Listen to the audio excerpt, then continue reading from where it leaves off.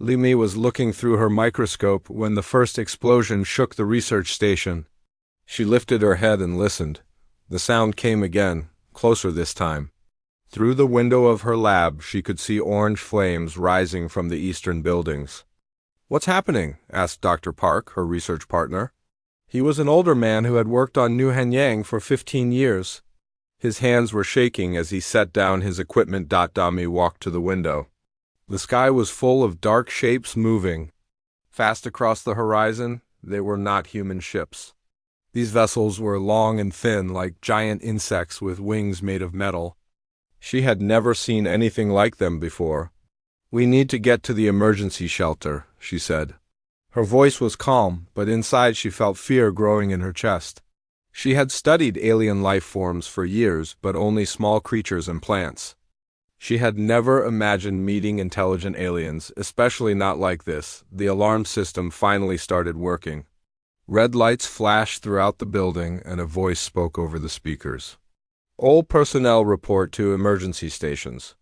"This is not a drill. Repeat, this is not a drill." Dami grabbed her research data from the computer.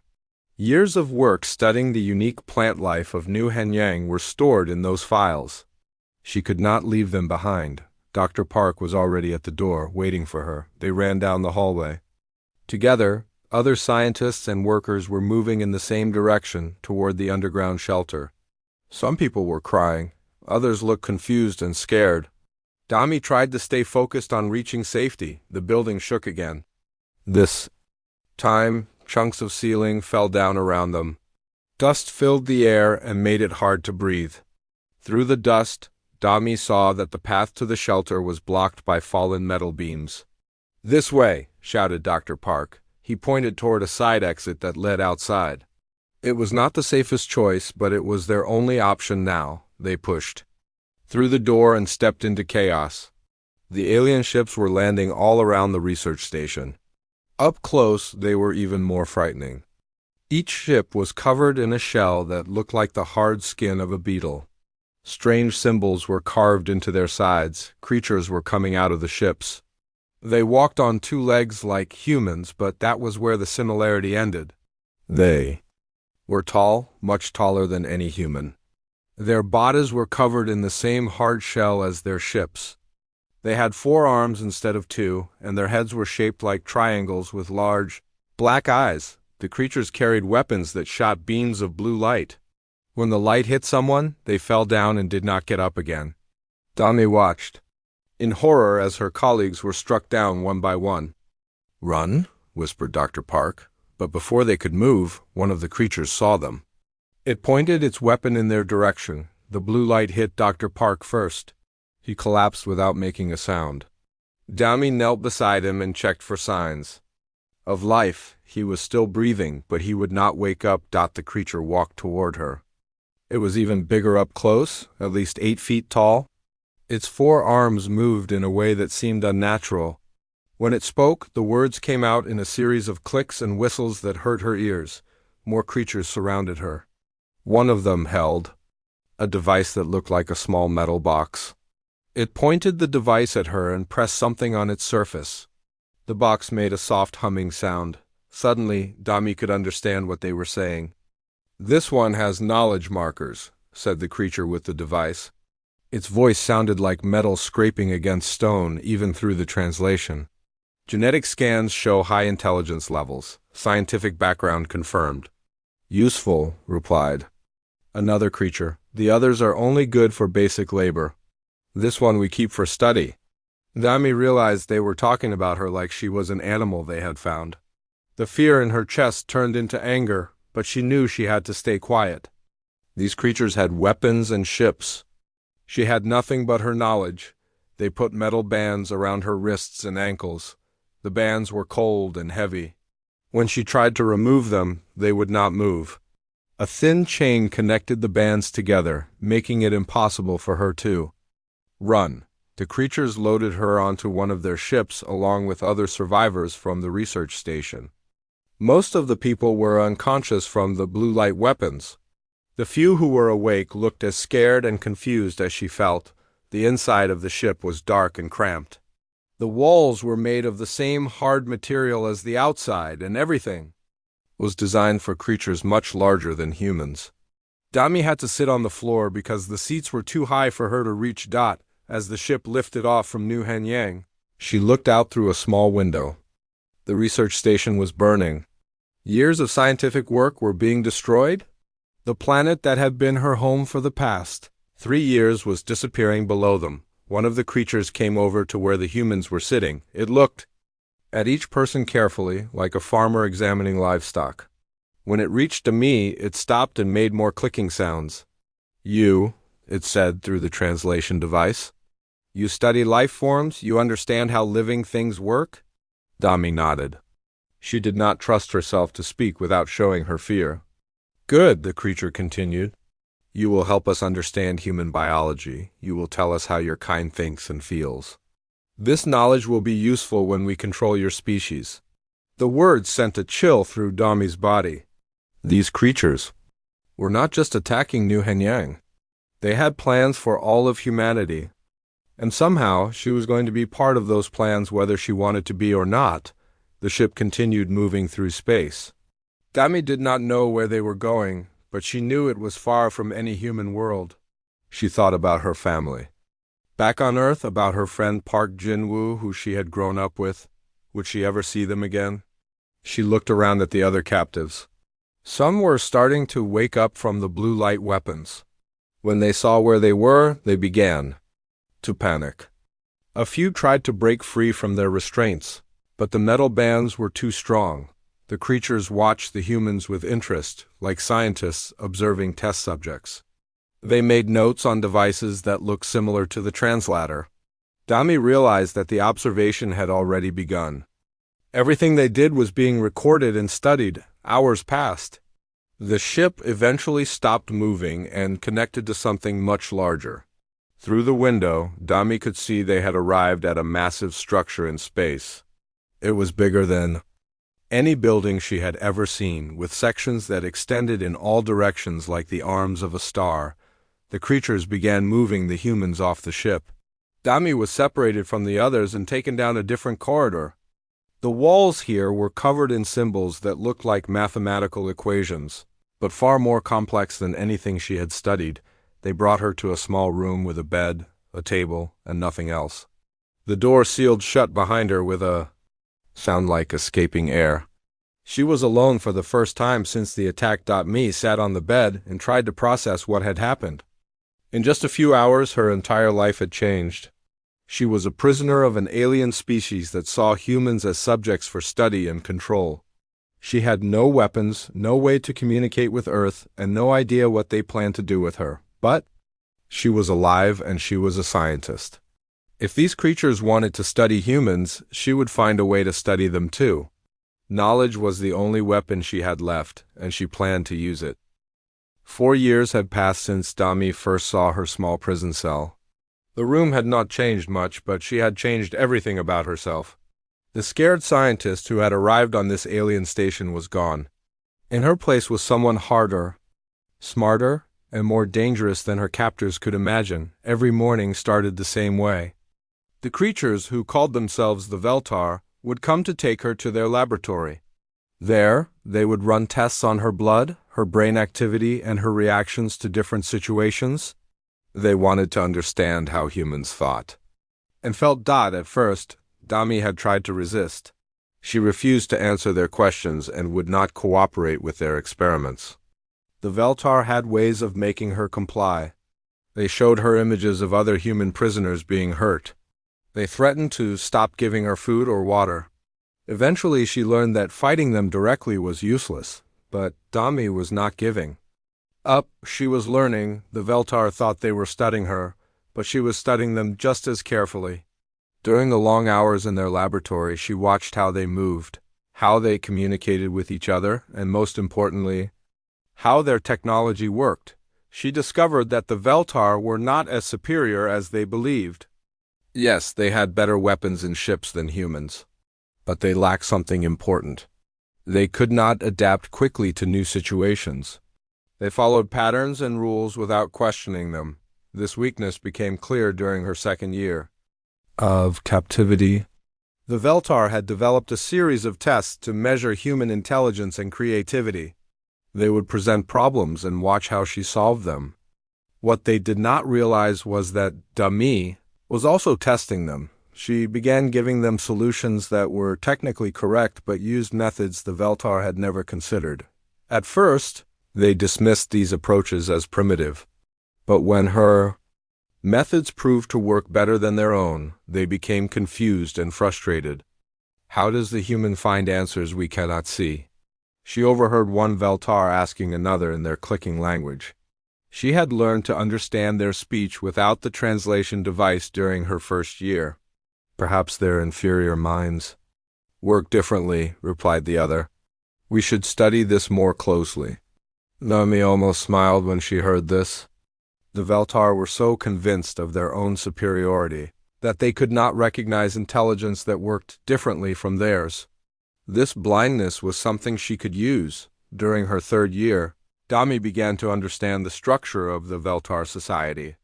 They were organized like insects in a hive, with different castes performing different functions. The scientists who studied her were from a middle caste. Above them were the military commanders, and above those were the rulers. Each caste followed strict rules about what they could and could not do. A scientist could not question a military decision. A soldier could not challenge a ruler's order. This rigid system made them predictable, and predictable enemies could be defeated. She also learned about their biology. The Veltar had 3 separate stomachs and a complex digestive system that was very sensitive to certain chemicals. Their hard outer shells protected them from most physical damage, but their internal organs were more fragile than human organs. Importantly, she discovered that their immune system had never encountered anything like human bacteria and viruses. The Veltar kept her in a sterile environment to protect themselves from contamination. They were terrified of human diseases, even though most would not affect them at all. By the 4th year, Dami had developed a plan. It was dangerous and would probably cost her life, but she no longer cared about staying safe. She had watched too many other human prisoners die during experiments. She had seen children separated from their parents and sent to different parts of the station. The time for passive resistance was over. The plan began with her daily food rations. The Veltar fed her a paste made from their own food sources, modified to be safe for human consumption. What they did not know was that Dami had been saving small amounts of this paste every day for months. In her cell, she had found a way to culture certain types of bacteria using the paste as a growing medium. She used techniques she remembered from her xenobiology training, adapted for the limited resources available to her. The bacteria she was growing were not harmful to humans, but they produced compounds that would interfere with Veltar digestion. More importantly, these compounds would weaken their immune systems over time. Dami had access to the laboratory water supply when they brought her for testing. Over several weeks, she introduced tiny amounts of her cultured bacteria into the water system. The contamination was so small that the Veltar sensors did not detect it. The effects took months to show, just as she had planned. The Veltar scientists began experiencing digestive problems. They became tired more easily and took longer to recover from minor injuries. They assumed these symptoms were caused by stress from their research work, while her biological weapon spread slowly through the station. Dami worked on the second part of her plan. She had been mapping the layout of the facility during her trips to and from the laboratory. She knew where they kept other human prisoners, where the weapons were stored, and most importantly, where the communication systems were located. The Veltar had made one crucial mistake in their treatment of her. Because she had cooperated with their experiments for so long, they had begun to trust her. They allowed her to move through certain areas of the station with minimal supervision. They even gave her access to some of their computer systems for research purposes. Using this access, Dami began copying everything she could find about Veltar military operations, the locations of human colonies under attack, and the weaknesses in their technology. She stored this information in a way that looked like random research data to anyone who did not know what to look for. The breakthrough came when a new group of human prisoners arrived at the station. Among them were several children who reminded Dami of students she had taught back on New Hanyang. Watching the Veltar separate these children from their families was the final push she needed. That night, Dami put the finishing touches on her escape plan. She had created a virus, not biological but digital, that would disrupt the station's security systems. She had identified the power sources that kept the prisoner containment fields active, and she had prepared several small explosive devices. Using chemicals from the laboratory, most importantly, she had figured out how to access the station's communication array. When she escaped, she would not just be running away. She would be broadcasting everything she had learned about the Veltar to every human settlement within range. As she lay on her bed that night, Dami thought about the woman she had been 4 years ago. That person had been a good scientist and a decent human being, but she had been soft. The Veltar had tried to break her, but instead they had forged her into something they could not understand or control. Tomorrow, she would show them what humans were really capable of when pushed. Too far? Tomorrow the legend would begin. She closed her eyes and tried to sleep, but her mind was too busy planning. In just a few hours, she would either be free or dead. Either outcome was better than spending another day as a prisoner. The Veltar had taught her many things during her captivity. They had shown her how their technology worked, how their society was organized, and how their bodies functioned. They thought this knowledge would make her a better test subject. Instead, it had made her their worst nightmare. The explosion came at exactly 3 a.m, station time. Dami had calculated that this was when the smallest number of Veltar would be awake and alert. The blast tore through the power distribution center she had identified weeks earlier, plunging half the station into darkness. Emergency lighting flickered on throughout the corridors, casting everything in an eerie red glow. Alarms began blaring in the Veltar language, but Dami had learned those sounds long ago.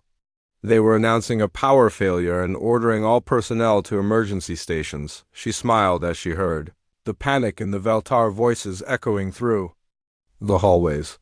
They had no idea that their most cooperative prisoner had just become their greatest threat. The containment field holding her cell, door shut, had failed along with the main power. Dami pushed the door open and stepped into the corridor. For the first time in 4 years without Veltar guards watching her. The freedom felt strange after so long in captivity. She moved quickly but carefully through the darkened hallways.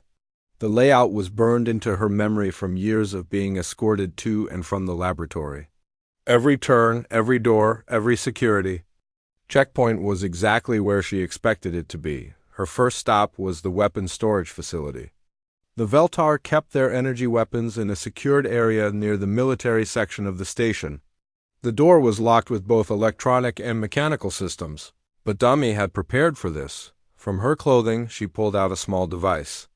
She had built in her cell using components stolen from the laboratory over many months. It was crude compared to Veltar technology, but it worked. The device sent an electrical pulse through the door's locking mechanism, causing it to open. Inside the weapons storage, Dami found rows of the blue light weapons that had been used to capture her and the other humans. She took 2 of them, along with several power cells. The weapons were designed for Veltar hands, which were larger than human hands, but she could manage to operate them. Next, she headed for the prisoner detention area. This was the most dangerous part of her plan, because it was heavily guarded even during emergencies.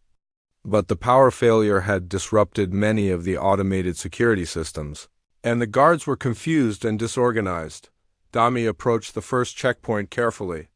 2 Veltar guards were standing at their posts, but they were looking down the corridor in the wrong direction, toward where the explosion had occurred. She raised one of the stolen weapons and fired. The blue energy beam struck the first guard in the back. He collapsed without a sound. The second guard turned around just in time to see Dami before she fired again. Both guards were unconscious.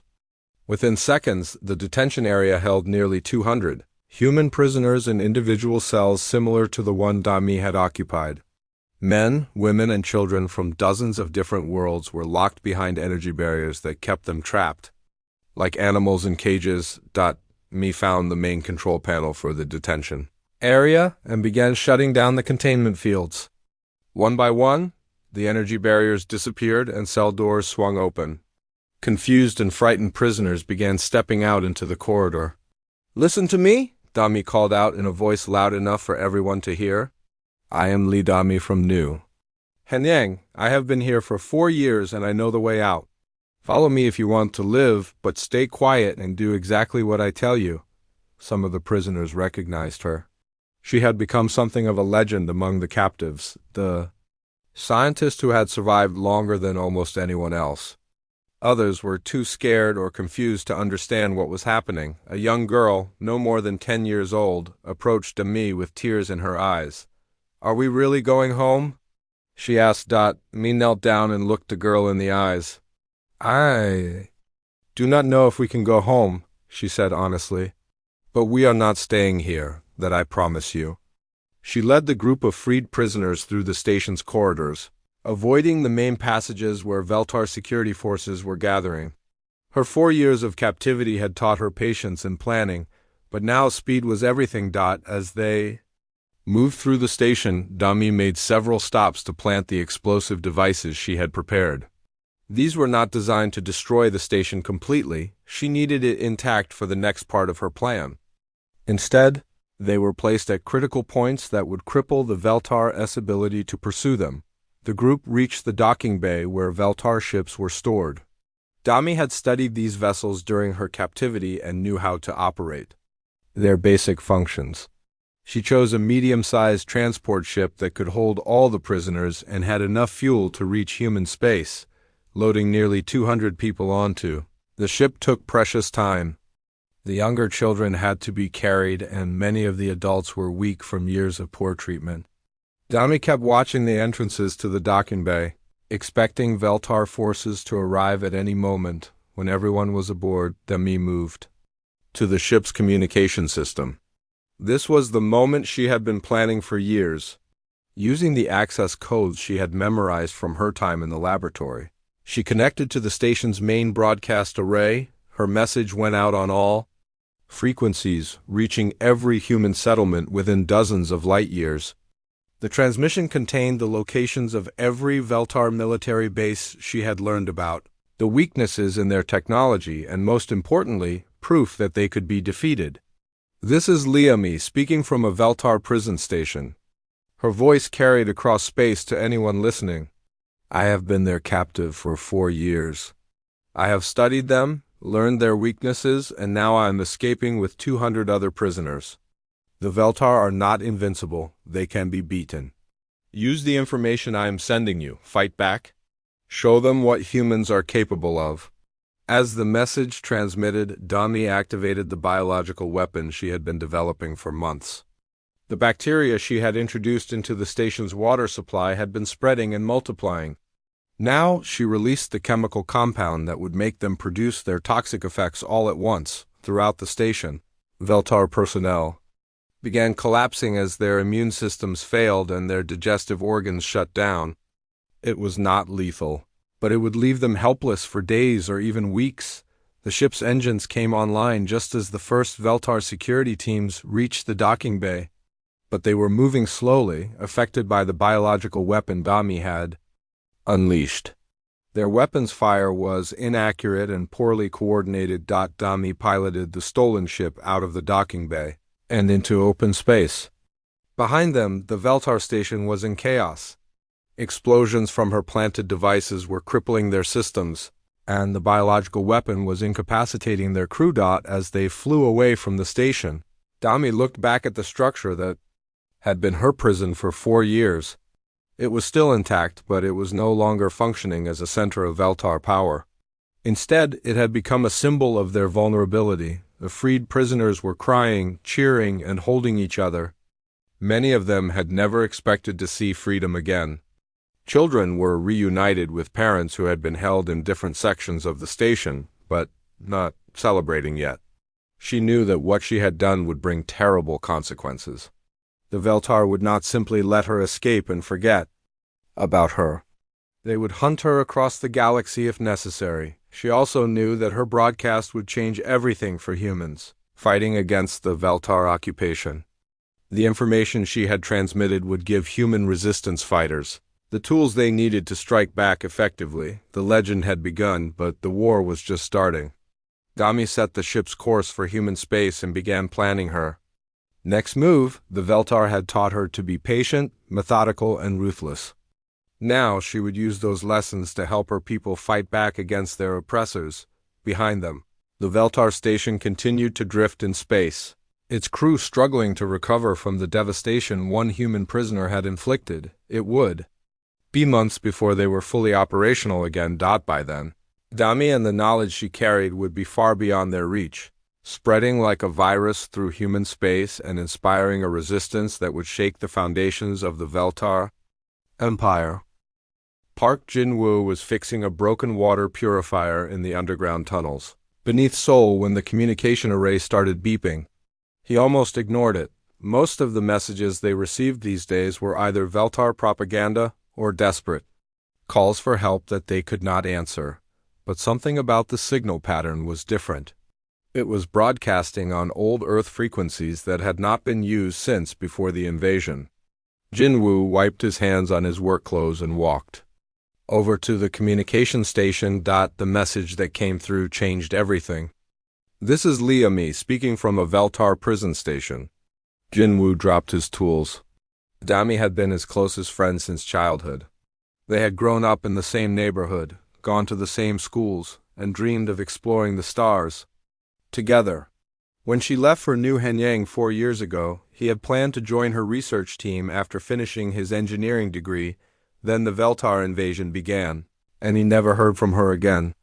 He assumed she was dead, like so many others who had been on the outer colonies when the attacks started. Now her voice was coming through their speakers, and she was talking about escaping from a Veltar prison after 4 years of captivity. The other resistance members gathered around the communication station as Dami's message continued. She was transmitting detailed information about Veltar military positions, their technology, and their weaknesses. The data stream was enormous, years' worth of intelligence gathered from inside their most secure facilities. Kim So-ra, the former Earth Defense Force strategist who had become their military leader, was writing notes as fast as she could. "This is incredible," she whispered. "We have been fighting blind for 4 years. This information could change the entire war." Jin-woo was barely listening to the military analysis. All he could focus on was his friend's voice. Dami sounded different, harder and more controlled than the enthusiastic scientist he remembered. But she was alive and she was fighting back. When the transmission ended, the underground chamber was silent for several minutes. Finally, So-ra spoke up. "We need to verify this information and get it to every resistance cell on Earth," she said. "If even half of what she sent us is accurate, we can start hitting the Veltar where it really hurts." Jin-woo was already working at the computer terminal, analyzing the data that Dami had transmitted. His engineering background helped him understand the technical details of Veltar equipment and facilities. "Look at this," he said, pointing at schematics that appeared on the screen. "She has blueprints of their power systems. The Veltar use a centralized energy distribution network for each of their bases. If we can take out the main power nodes, we can shut down their shields and weapons all at once." So-ra leaned over his shoulder to study the diagrams. "How does she know all this?" "Dami was always the smartest person I knew," Jin-woo replied. "If anyone could figure out how their technology works, it would be her. But this much detail, she must have had access to their computer systems somehow." Over the next several hours, they worked through Dami's intelligence package. The information was organized like a scientific research project, with careful observations, detailed measurements, and logical conclusions. It was exactly the kind of methodical approach that Jin-woo remembered from their school days, but there was something else in the data that worried him. Dami had included information about biological weapons she had developed specifically to target Veltar physiology. The level of knowledge required to create such weapons suggested that she had been forced to participate in experiments on her own species. Jin-woo tried not to think about what his friend had endured during her 4 years of captivity. The important thing was that she had survived and escaped. And now she was giving them the tools to fight back. The resistance cell began implementing Dami's intelligence immediately. Their first target was a Veltar communication relay station located in the ruins of Bizan. According to May's data, this facility was lightly defended and contained equipment that could be used to contact other human settlements. Troy Minho, their technology specialist, led the mission to infiltrate the relay station. Using Dami's information about Veltar security systems, he was able to bypass their electronic defenses and access their communication network. What they found inside the Veltar systems was even more valuable than they had hoped. The aliens had been monitoring human resistance activities across the entire planet, and their databases contained the locations and strength of every known rebel group. More importantly, the Veltar records showed that human resistance was much more widespread than anyone had realized. There were active cells on every continent, in every major city, and even in some of the rural areas that the aliens thought they had completely pacified. Minho transmitted Dami's intelligence, packaged to every resistance group they could contact. Within days, coordinated attacks began hitting Veltar facilities across Earth. The aliens, who had grown comfortable in their dominance, suddenly found themselves under assault from enemies who understood their weaknesses. The psychological impact was just as important as the military gains. For 4 years, humans had felt helpless against the Veltar's superior technology and organization. Dami's escape and the intelligence she provided proved that the aliens were not invincible. Jinwoo found himself thinking about his friend constantly as reports of successful attacks came in from around the world. Dami had always been determined and focused, but the person who had planned and executed this escape was someone he barely recognized. The data she had transmitted included personal logs that she had kept during her captivity. Reading them, Jinwoo could see how 4 years of imprisonment had changed her.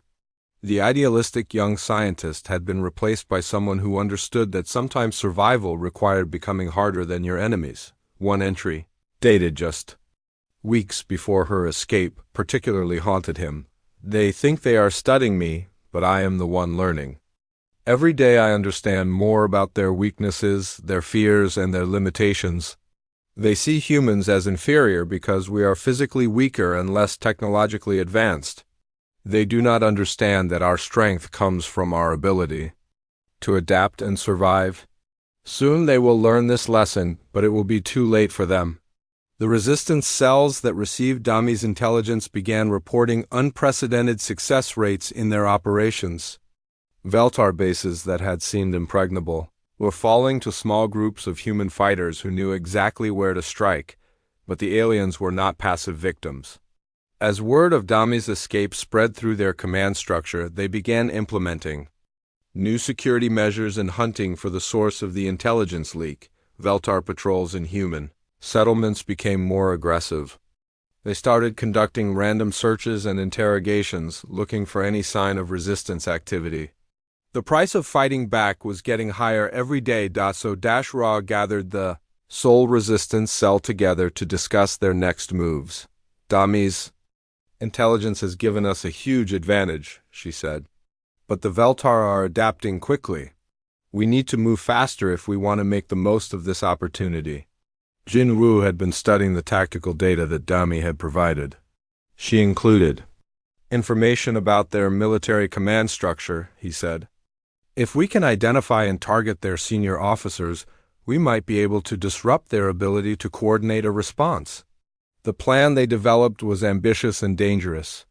Using Dami's intelligence about Veltar communication protocols, they would attempt to locate and assassinate the regional military commander responsible for Earth's occupation.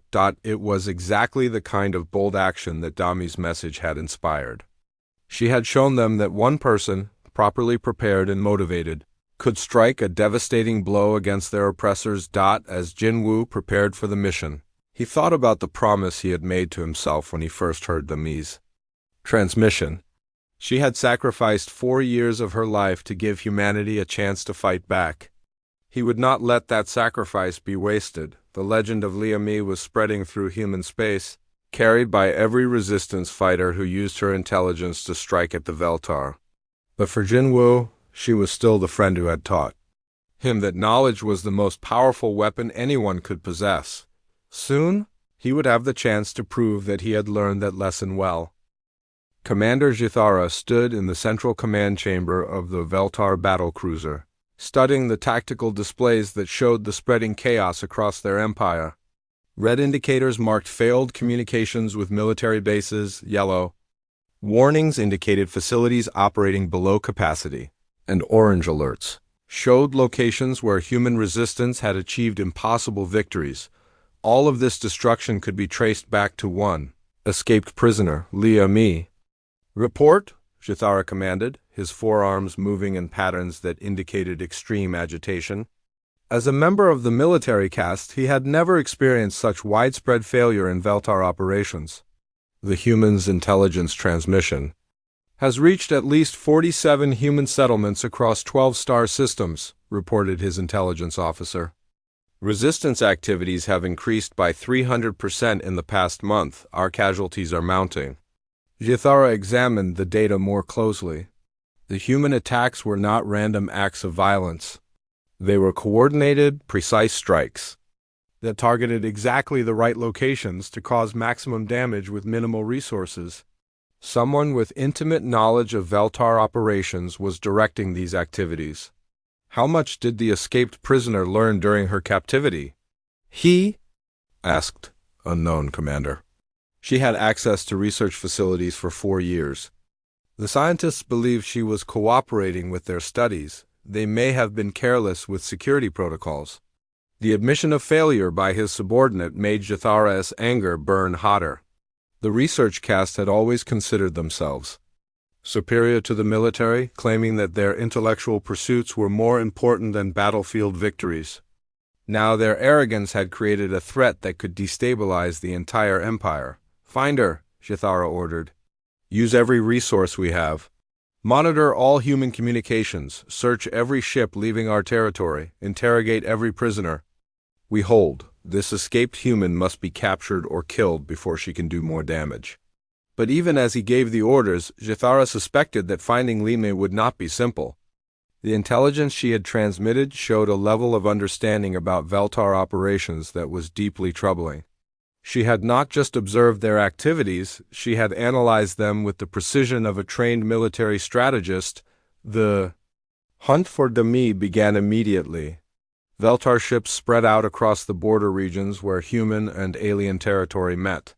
Every transport vessel was stopped and searched. Every communication signal was monitored and analyzed. Meanwhile, Dami was staying far ahead of her pursuers. The stolen Veltar ship she had used for her escape had been abandoned at a remote asteroid mining station. From there, she and the freed prisoners had transferred to a human smuggling vessel operated by Yun Hana, a pilot who specialized in moving people and supplies past Veltar checkpoints. Hana was a small woman with quick hands and faster reflexes. She had been running supplies to human resistance groups for 3 years, and her ship was modified with hidden compartments and electronic countermeasures that made it nearly invisible to Veltar sensors. "So you're the famous Lia Mi?" Hana said as they traveled through hyperspace toward a safe house in human territory. "The woman who broke out of the most secure prison in the galaxy and brought down a Veltar research station single-handed."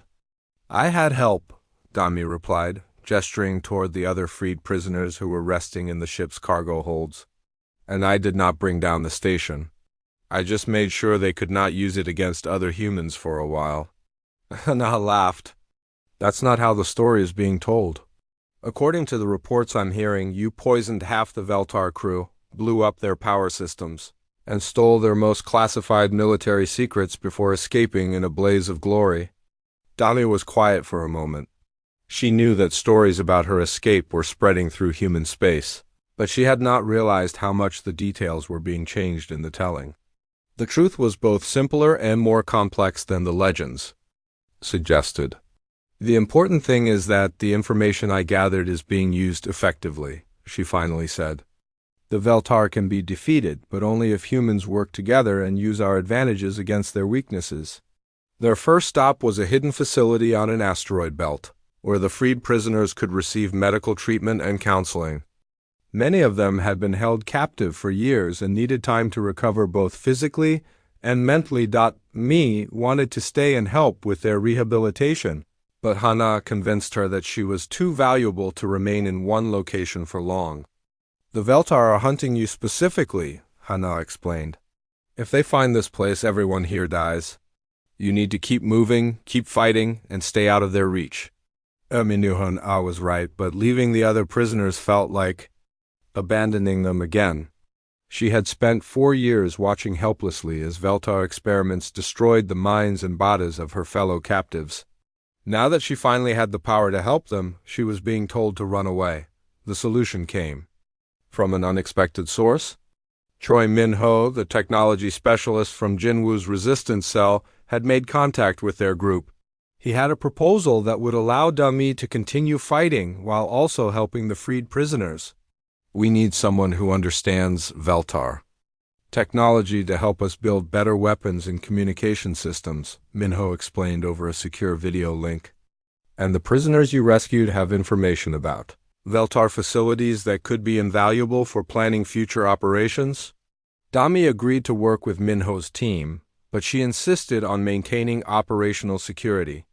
Instead of joining any single resistance cell, she would work with multiple groups while constantly moving between different safe houses and hidden bases. Over the following months, Dami became a ghost haunting the edges of Veltar space. She would appear at a resistance base long enough to share intelligence and help plan an operation, then disappear before enemy forces could track her down. Her knowledge of Veltar weaknesses allowed human fighters to achieve victories that seemed impossible. A small team armed with improvised weapons would destroy a heavily defended supply depot. A single saboteur would infiltrate a communication center and broadcast human propaganda to an entire star system. Each success made the Veltar more desperate to capture her. Commander Jithara received daily reports of human attacks that bore the distinctive signs of Dami's planning. The precision, the timing, and the choice of targets all reflected the analytical mind that had studied Veltar operations for 4 years. She is not just running from us, Jithara told his staff during a strategy meeting. She is conducting a systematic campaign to destabilize our control over human space. Every attack weakens our position and strengthens human resistance. The commander's intelligence officer presented new data about Dami's activities. We have confirmed her presence at 7 different resistance cells in the past month. She is moving constantly, never staying in one location for more than a few days. Then we will force her to come to us, Jithara decided. Begin implementing Protocol 7 against all human settlements in the border regions. Increase patrol frequency, conduct random searches, and impose strict curfews. Make life so difficult for the humans that they will eventually betray her location to stop the harassment. Protocol 7 was a brutal escalation of Veltar occupation policies. It involved collective punishment for any resistance activity, with entire communities being held responsible for the actions of a few rebels. The goal was to turn the human population against their own resistance fighters, but Jithara had underestimated both Dami's strategic thinking and the determination of the human resistance. Instead of making humans more willing to cooperate with Veltar forces, the harsh new policies only increased their anger and motivation to fight back. May learned about Protocol 7 from her network of contacts and immediately began developing countermeasures. If the Veltar wanted to make the conflict personal, she was prepared to oblige them, working with Hana and Min-ho.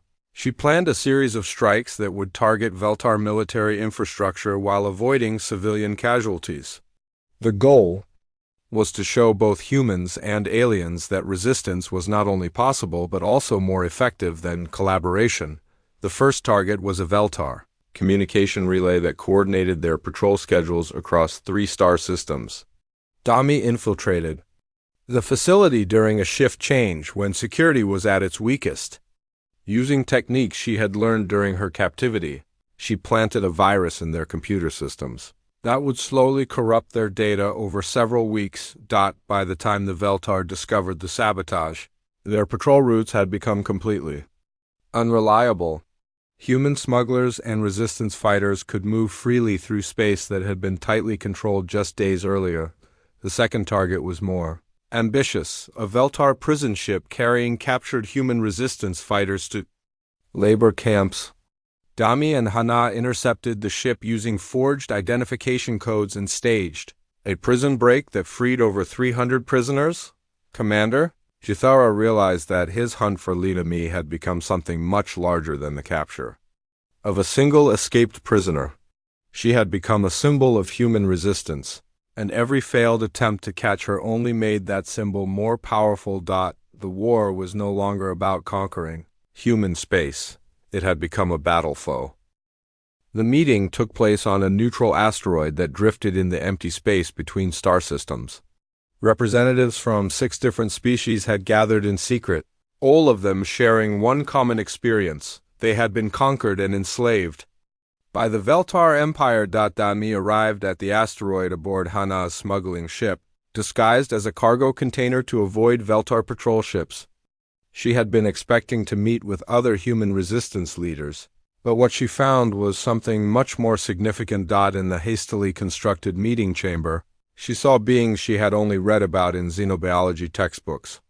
There were the Kethani, tall reptilian creatures whose homeworld had been strip-mined for rare minerals. The Zephyra, aquatic beings whose ocean worlds had been drained to fuel Veltar industrial projects. And the Morden, a silicon-based species whose crystal formations had been harvested to build Veltar computer systems. "Welcome, Leah Mi of Earth," said the Kethani representative, speaking through a translation device similar to the ones the Veltar used.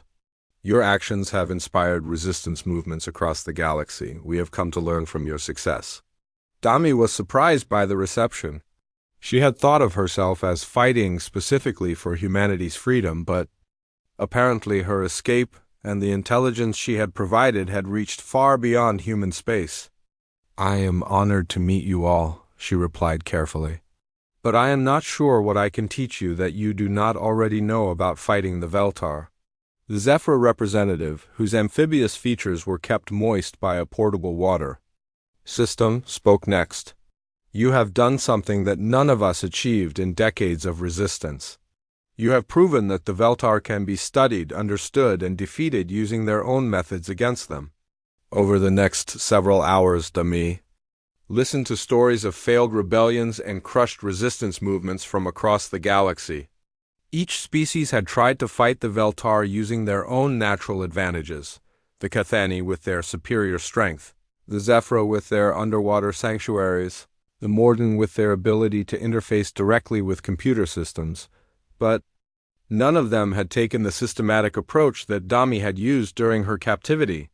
They had fought with courage and determination, but without the deep understanding of Veltar weaknesses that came from years of careful observation and analysis. "The problem is that we have been thinking like ourselves instead of thinking like them," Dami explained. "The Veltar are not just another enemy to fight. They are a specific type of enemy with specific limitations and blind spots. Once you understand how they think, you can predict how they will respond to any situation." She shared the intelligence she had gathered about Veltar psychology, social structure, and military doctrine. The information was as valuable to the other species as it had been to human resistance fighters, the Kethani. Representatives studied the data about Veltar command hierarchies. "This explains why our attacks on their military bases were always defeated," he said. "We were targeting the wrong levels of their organization. Their real decision-makers are protected by layers of subordinates who follow orders without question." The Morden delegate, whose crystalline body reflected the meeting chamber's lights in prismatic patterns, was fascinated by Dami's analysis of Veltar technology. "Your biological weapon that disrupted their immune systems. This approach could be adapted to target their computer networks as well. Our people have the ability to create silicon-based viruses that could paralyze their entire information infrastructure." As The discussion continued. Dami began to see the possibility of something much larger than individual resistance movements. The species gathered in this room represented billions of beings across dozens of star systems. If they could coordinate their efforts and share their unique capabilities, they could create a threat that the Veltar Empire could not ignore or easily defeat. "What you are suggesting is a galactic alliance," said the Zephyr representative. "This has never been attempted before. Our species have had little contact with each other except through Veltar occupation." "That is exactly why it could work," Dami replied. "The Veltar have never faced a coordinated multi-species resistance. Their military doctrine is based on conquering and controlling individual worlds and species. They do not know how to respond to an enemy that spans the entire galaxy." The meeting continued for 3 days as representatives worked out the details of cooperation between their different resistance movements. Each species would contribute their unique strengths to the alliance while following overall strategies developed using Dami's intelligence about Veltar weaknesses. The Cathani would use their physical power to assault Veltar ground installations. The Zephyr would disrupt shipping lanes that pass through star systems with water worlds. The Morden would wage electronic warfare against Veltar computer networks. Humans would continue their successful sabotage operations and serve as coordinators for the Alliance, but the most important contribution came from an unexpected source. The Veltar had enslaved dozens of species over their centuries of expansion, and many of those species had developed technologies and techniques that could be combined in ways the Veltar had never imagined. Dami found herself at the center of an intelligence-sharing network that spanned the galaxy. Each species contributed their knowledge of Veltar operations in their home regions, creating a comprehensive picture of the enemy's strengths and vulnerabilities across their entire empire. "You have become something more than a resistance leader," Hana told Dami as they prepared to leave the asteroid. "You are the focal point for every species that wants to be free of Veltar control." Dami was not comfortable with the responsibility, but she understood its necessity. The Veltar had created their own worst enemy by capturing and studying her for 4 years. Now that knowledge was being multiplied and amplified by every species they had ever conquered. The first coordinated strikes of the Galactic Liberation Alliance began 2 months after the asteroid meeting.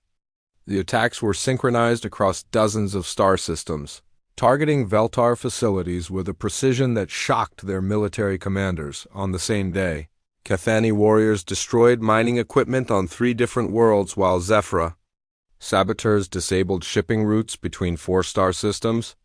Morden hackers crashed computer networks, controlling industrial facilities across an entire sector, while human resistance fighters eliminated communication relays that would have allowed the Veltar to coordinate a response. Commander Jithara received reports of the coordinated attacks with growing alarm. The scale and sophistication of the operations far exceeded anything the Veltar had faced before. "This is not random resistance activity," he told his staff. "Someone is coordinating these attacks across multiple species and star systems. The escaped human prisoner has found a way to unite our enemies against us." The intelligence officer who had been tracking Dami's movements presented new data. "Commander, we have detected her presence at meetings with representatives from at least 4 different species. She appears to be building some kind of alliance structure." Jithara realized that the hunt for Lida Mi had become something much more dangerous than the pursuit of a single escaped prisoner. She had become the leader of a galactic rebellion that threatened the foundation of Veltar power. "Deploy additional battle groups to all contested sectors," he ordered. "Increase security at all critical facilities, and find me Lida Mi. As long as she remains free, this rebellion will continue to grow." But even as he gave the orders, Jithara knew that the situation had moved beyond what military force alone could solve.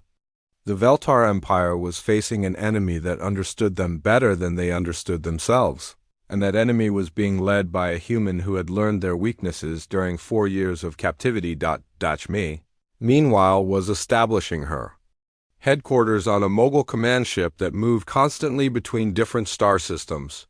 From there, she coordinated alliance operations while staying ahead of Veltar pursuit forces. The woman who had been captured as a single scientist had become the leader of the largest resistance movement in galactic history, and she was just getting started. The final assault on the Veltar High Command did not begin with ships or weapons. It began with information. Me stood in the command center of the Alliance flagship, surrounded by holographic displays showing the movements of hundreds of ships across dozens of star systems. The Galactic Liberation Alliance had grown beyond anything she had imagined when she first escaped from captivity.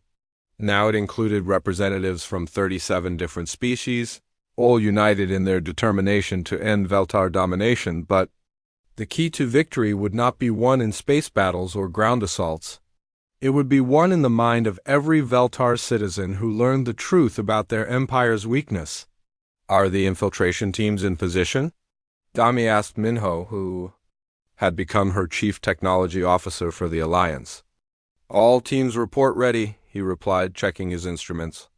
The Morden hackers have identified the main broadcast nodes for the Veltar communication network. When you give the signal, they can override every official channel in the Empire simultaneously. Dami nodded, but her attention was focused on the tactical display showing Veltar military movements. Commander Jithara had assembled the largest fleet in their empire's history to hunt down the Alliance forces. Nearly half of their total military strength was converging on the sector, where they believed Dami was hiding. What Jithara did not know was that Dami wanted him to find her. Begin the first phase, she ordered, across the galaxy. Alliance forces launched coordinated attacks on Veltar communication relays, supply depots, and military installations. But these were not intended to cause maximum damage. They were designed to force the Veltar to respond in predictable ways. Dami had spent months studying the patterns of Veltar military response. Their rigid hierarchical structure meant that orders always flowed down from the high command through regional commanders to local forces. By attacking specific targets in the right sequence, she could force them to deploy their forces exactly where she wanted them. The second phase began when Veltar fleets moved to protect their most critical facilities. As their ships gathered in defensive formations around key worlds, they left other areas vulnerable to Alliance strikes. The biological weapon is ready for deployment, reported Dr. Chon, a human scientist who had worked with Dami to develop an improved version of the immune system disruptor she had created during her captivity. This new version was much more sophisticated than the crude bacteria she had used on the prison station. It was designed to spread through Veltar atmospheric systems and gradually weaken their military effectiveness over several weeks. The effects would not be lethal, but they would make it impossible for Veltar forces to maintain their current level of operations. Deploy it now, Dami ordered. Target their military bases and command centers first, then expand to civilian areas. As the biological weapon spread through Veltar space, the third phase of Dami's plan began. Alliance forces launched a massive, coordinated assault on multiple fronts, forcing the Veltar to divide their attention and resources. Commander Jithara found himself fighting a war unlike anything in Veltar military history. His enemies seemed to anticipate his every move, striking where he was weak and avoiding where he was strong. Worse, his own forces were becoming less effective each day as the biological weapon sapped their strength and coordination. How is this possible? He demanded during an emergency strategy meeting with his senior officers. We have superior technology, greater numbers, and better training.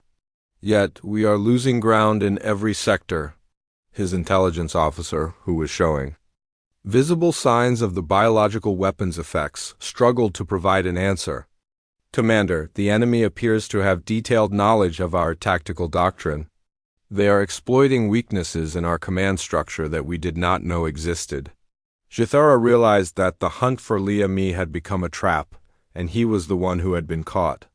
She had used his own pursuit of her to draw Veltar forces into vulnerable positions, while simultaneously undermining their ability to fight effectively. The fourth and final phase began when Dami's fleet appeared at the edge of the Veltar home system. The massive armada included ships from every species in the Alliance, but at its center was a single vessel that broadcast a message on all frequencies. People of the Veltar Empire, Dami's voice carried across space to every inhabited world in the system. I am Li Dami, formerly your prisoner for 4 years. I have returned to offer you a choice. The message was being broadcast simultaneously to every Veltar world in the galaxy, overriding their official communication networks. For the first time in their history, ordinary Veltar citizens were hearing from someone outside their government's control. Your leaders told you that other species were inferior and deserved to be conquered, Dami continued. But I have spent 4 years studying your people, and I know the truth. You are not inherently superior to anyone. You are simply the product of a system that has taught you to fear and dominate others. Commander Jithara tried to order his forces to attack the Alliance fleet, but the biological weapon had spread too far through his command structure. His officers were sluggish and confused, unable to coordinate an effective response. The war ends today, Dami announced. Not because we have destroyed you, but because we have shown you that your empire was built on a lie. You cannot maintain control over dozens of species when those species are united against you. The psychological impact of Dami's broadcast was devastating to Veltar morale. For centuries, they had believed in their own inherent superiority over other life forms. Now they were being lectured by a member of a species they considered primitive, and they were powerless to stop her, but the final blow came when Nami revealed the true scope of what she had accomplished. Everything your empire has learned about human psychology and biology came from studying me during my captivity, she said. But while you were studying me, I was studying you. Every weakness in your society, every flaw in your technology, every limitation in your thinking, I learned it all and shared it with your enemies. The broadcast included detailed documentation of how Dami had turned her imprisonment into an intelligence-gathering operation. Veltar scientists who had thought they were breaking down a human subject discovered that she had been systematically mapping their entire civilization. You created your own worst enemy, Dami concluded. By capturing and studying me, you gave me the knowledge I needed to unite the galaxy against you. This war is not being won by superior firepower or advanced technology. It is being won by the very information you forced me to gather. As the broadcast ended, revolts began breaking out on Veltar worlds throughout the galaxy. Citizens who had always accepted their government's authority without question suddenly understood that their empire was failing because of fundamental flaws in their society. Commander Jithara made one final attempt to salvage the situation. He challenged Dami to single combat, hoping that killing her would demoralize the Alliance forces and restore Veltar confidence. The Dashmi accepted the challenge, but not for the reasons Jithara expected. She wanted to demonstrate in front of both species that individual Veltar were not inherently superior to humans. The fight took place on a neutral space station, with representatives from both sides watching. Jithara was larger, stronger, and better armed than Dami, but she had spent 4 years learning how Veltar thought and moved. While he had learned nothing useful about human capabilities, used Jithara's own assumptions against him. He expected her to fight like a human, with emotion, desperation, and unpredictable tactics. Instead, she fought like a Veltar, with patience, analysis, and precise application of force at exactly the right moment. When Jithara fell, defeated by an enemy he had underestimated, the symbolic victory was complete. The Veltar Empire had been brought down not by superior force, but by its own arrogance and inability to understand the species it had tried to dominate. The war did not end with the destruction of the Veltar species. Instead, it ended with their acceptance of a new reality where they were no longer the dominant force in the galaxy. The alliance that Dami had built would continue to exist, ensuring that no single species could ever again impose its will on all others. As Dami stood on the observation deck of the Alliance flagship, watching Veltar's ship surrender across the galaxy, she reflected on the journey that had brought her to this moment. 4 years of captivity had taught her that survival sometimes required becoming something harder and more dangerous than your enemies expected. But the real lesson was simpler. Knowledge was the most powerful weapon in the universe, and the Veltar had given her everything she needed to defeat them. 10 years had passed since the end of the Veltar War, and the galaxy had changed in ways that no one could have predicted. The rigid empire that had once controlled dozens of star systems had been replaced by a loose confederation of independent worlds, each free to govern itself while cooperating on matters of mutual interest. Limi stood at the podium of the Galactic Research Institute, looking out at an audience that included members of every species that had participated in the Liberation Alliance. Scientists, diplomats, military officers, and ordinary citizens had gathered to hear her speak about the lessons learned from the war, but Dami was no longer the hardened resistance leader who had brought down an empire. The years of peace had allowed her to return to her roots as a scientist and educator, though she carried the wisdom of someone who had seen both the worst and best of what intelligent beings could accomplish. "When I was captured on New Hanyang 15 years ago," she began, "I thought my life was over. I believed that the Veltar were superior beings who would use me for their experiments and then dispose of me when I was no longer useful." The audience listened in respectful silence. The story of Dami's captivity and escape had become legendary throughout the galaxy, but few people had heard her tell it in her own words. "What I learned during those 4 years changed not just my understanding of the Veltar, but my understanding of intelligence itself. The Veltar were not superior to other species because they were smarter or stronger. They were successful because they had developed certain advantages and then convinced themselves that these advantages made them inherently better than everyone else."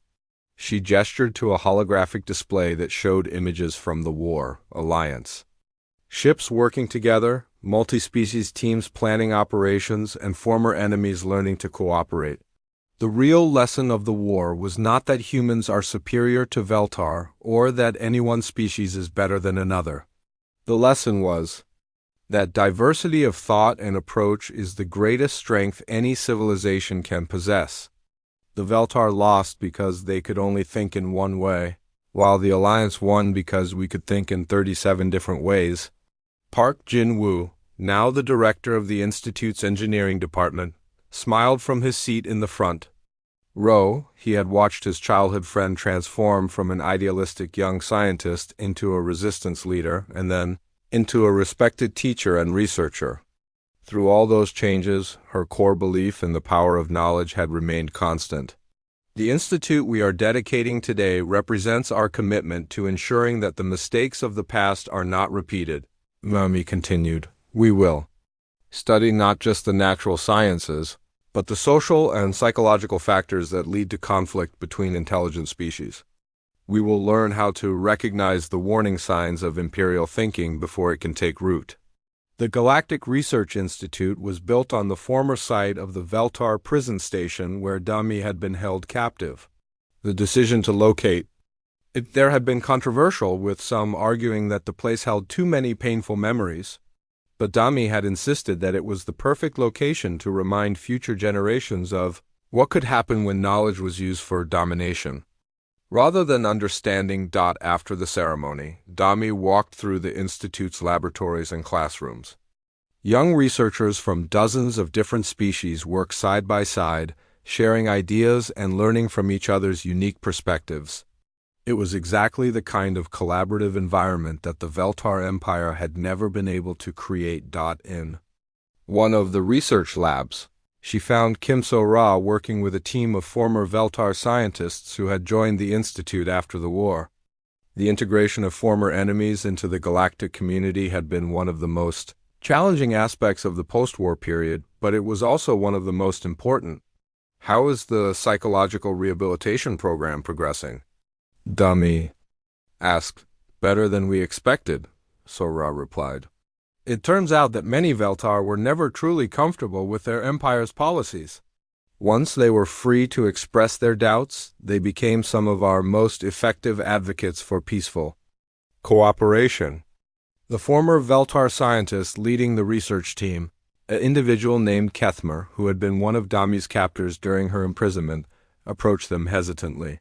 Dr. Dami, Kethmer said, using the title that the Veltar had given her during her captivity, but now speaking it with respect rather than condescension. I wanted to thank you again for advocating for our inclusion in the Institute. Many of us believed we would be executed or imprisoned after the war. Dami studied the being who had once been her enemy. Kethmer was one of the scientists who had studied her during her captivity, running tests and experiments that had been both physically and psychologically traumatic. But she had also been one of the few Veltar who had shown occasional signs of discomfort with the treatment of human prisoners. Knowledge belongs to all intelligent beings, Dami replied. Excluding former enemies from the search for truth would make us no better than the empire we defeated. That evening, Dami returned to her private quarters in the Institute. The rooms were simple but comfortable, with large windows that looked out into the star field where the final battle of the war had been fought. Sometimes she could hardly believe that the frightened prisoner who had once occupied a cell in this same location had somehow become the person she was today. Yoon, Hana visited that night, as she often did when her smuggling runs brought her through this sector of space.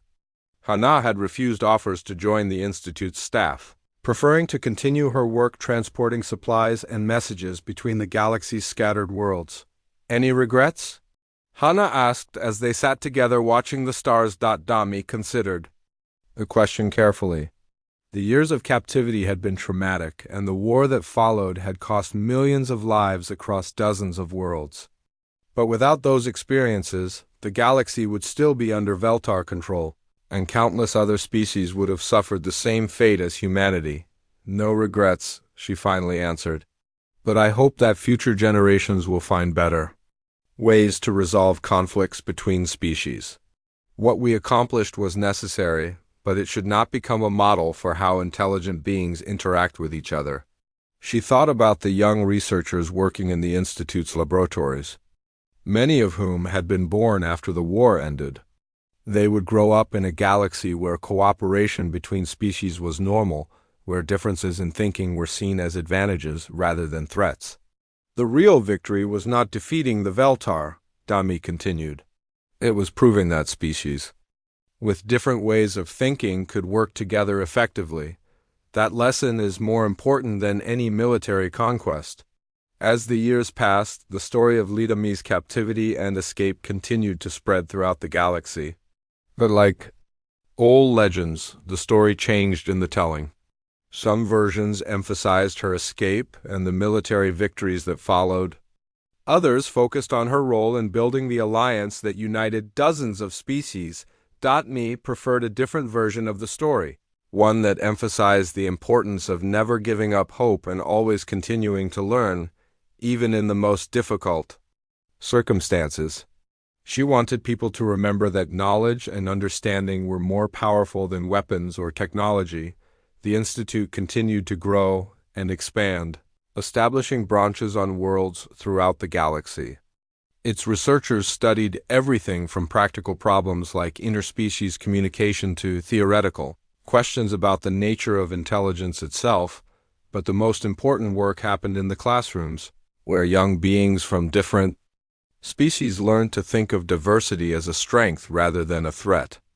They studied the history of the Veltar War not as a tale of human heroism, but as an example of what could be accomplished when different forms of intelligence work together toward a common goal. Choi Min-ho, now an elderly man, often told his students about the early days of the resistance when a small group of humans had to learn how to fight an entire empire. He would describe how Mi's scientific training and years of careful observation had provided the foundation for everything that followed. She was not a superhuman warrior or a brilliant military strategist, he would explain. She was a scientist who understood that knowledge was the most powerful weapon available to any species, and she was patient enough to spend 4 years gathering the information she needed to use that weapon effectively. The legend of Li Dami had become more than the story of one person's escape from captivity. It had become a symbol of what intelligent beings could accomplish when they refused to accept defeat and continued to search for solutions even in the most hopeless situations. But for Day herself, the legend was less important than the reality of what they had built together. The galaxy was now a place where differences were celebrated rather than suppressed, where knowledge was shared freely rather than hoarded by the powerful, and where no single species could dominate all others. She had been a captive for 4 years. What she did next had indeed become legend. But the real achievement was not the legend itself. It was the better galaxy that the legend had helped to create.